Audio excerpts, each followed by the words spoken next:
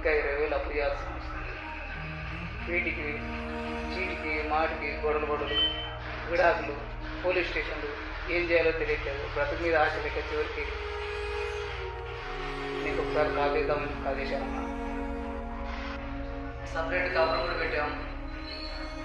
దాని ఫలితంగా ఒక 2 పిల్లలు కూడా. ఇప్పుడు ఏమైందన్నా? ప్రాబ్లమ్స్ అన్న, టెన్షన్ అన్న, ఏం చేసినా తప్పే.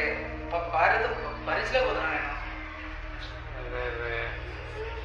సరే ఏమైంది? ఏంటి అంత సీరియస్గా ఉన్నావు? చెప్పచ్చు కదా ప్రాబ్లం ఏంటి? జీవితం మీద వ్యక్తి కలుగుతున్నాను, ఏం చేయాలో తెలియట్లేదు.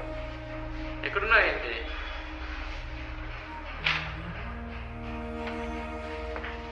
హలో, మాట్లాడు, వినిపిస్తలేదు. సైలెంట్గా ఉండేలా. అన్నా చాలా బాధగా ఉందన్నా. బాధ బాధలు అనేది నువ్వు ఫీల్ అయిపోతే సరిపోదు కదా. అసలు